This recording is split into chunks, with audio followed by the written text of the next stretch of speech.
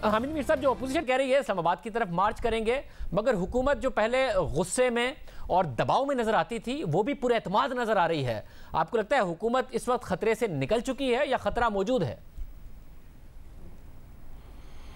शाहजेब साहब, जो अपोजिशन ने अनाउंस किया है कि हम 22 नवंबर का जलसा भी मुलतवी नहीं करेंगे और उसके बाद जो जलसों का शेड्यूल है वो कह रहे हैं जी हम उस शेड्यूल के मुताबिक जलसे करेंगे, तो उस पर आज हुकूमत जो है उसने एक थोड़ा सा दरमियानी रास्ता अख्तियार करने की कोशिश की है।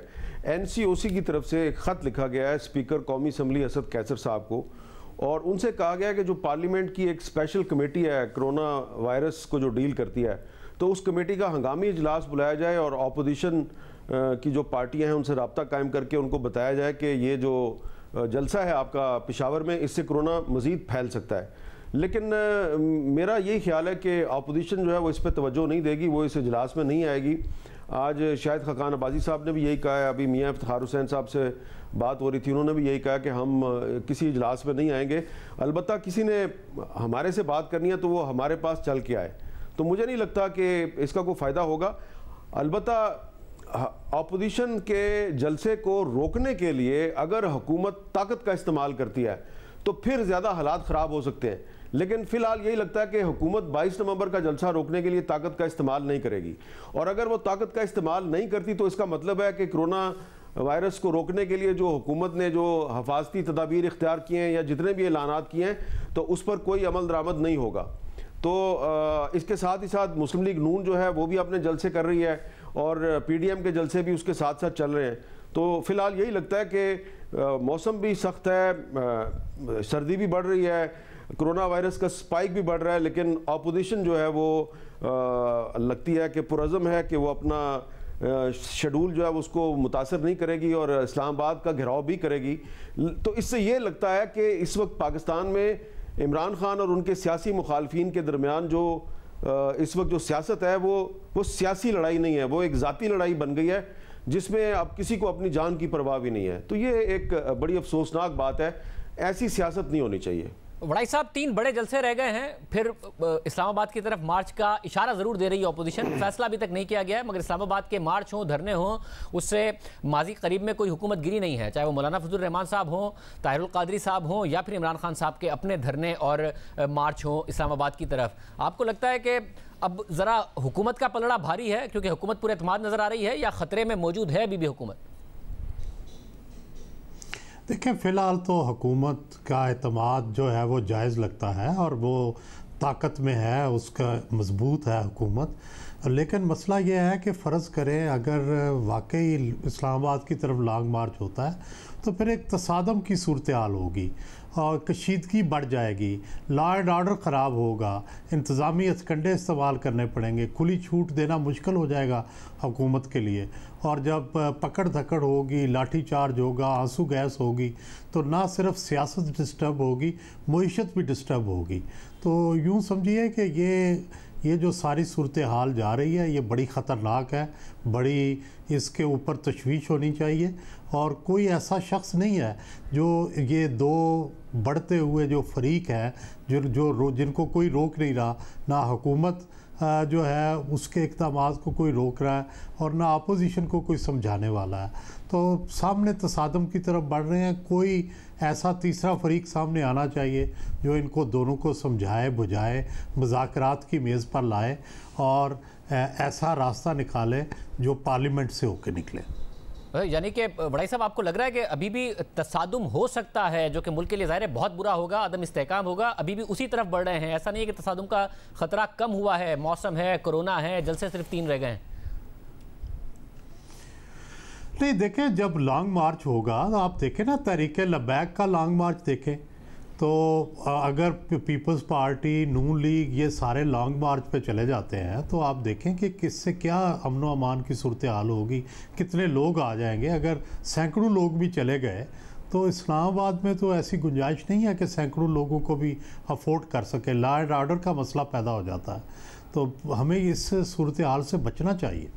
हामिद मीर साहब, जहां पर नजर आ रहा है कि मरियम नवाज साहिबा और बिलावल भुट्टो जरदारी साहब मुसलसल राब्ते में हैं, आसिफ जरदारी साहब और नवाज शरीफ साहब भी मुसलसल राब्ते में हैं, उसके बावजूद इख्तलाफात की खबरें आती हैं। हुकूमत भी कहती है कि इनके बयानिए पर इख्तलाफात हैं, किसको किस हद तक बात करनी है इस बात पर इख्तलाफात हैं, पंजाब हुकूमत गिरानी चाहिए या नहीं गिरानी चाहिए इस बात पर इख्तलाफात हैं, नए इलेक्शन होने चाहिए या इन हाउस तब्दीली होनी चाहिए इस बात पर इख्तलाफात हैं।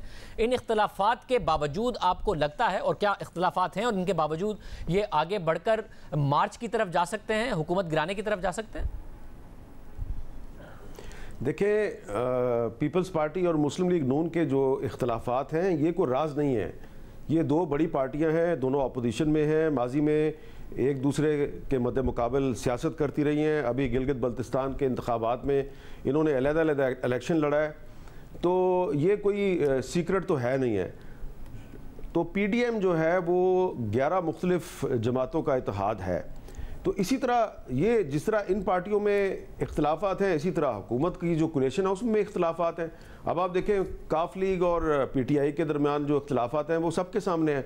और अभी आने वाले दिनों में आप देखेंगे कि लाहौर में पाकिस्तान तहरीक इंसाफ की एक इत्तेहादी जमात जो है फंक्शनल लीग पंजाब के जनरल सेक्रेटरी मियाँ मुस्तफ़ा रशीद जो हैं वो ये रावी रिवर प्रोजेक्ट जो है इसके खिलाफ 26 नवंबर को पंजाब असम्बली का घेराव करेंगे और उसमें मोहम्मद अली दुरानी साहब जो पंजाब के सदर हैं फंक्शनल लीग के, वो भी उनके साथ होंगे। और जो ये जो कराची के आइलैंड्स का इशू है इस पे जो सिंध की फंक्शनल लीग है वो भी तहरीक इंसाफ के साथ वो इत्तेफाक नहीं करती उनकी पॉलिसी पे। तो जो हुकूमती इत्तेहाद के जो इख्तलाफात हैं ये भी सामने आएंगे। इसी तरह अपोजिशन इत्तेहाद के इख्तलाफात जो हैं वो भी ढके छुपे नहीं है।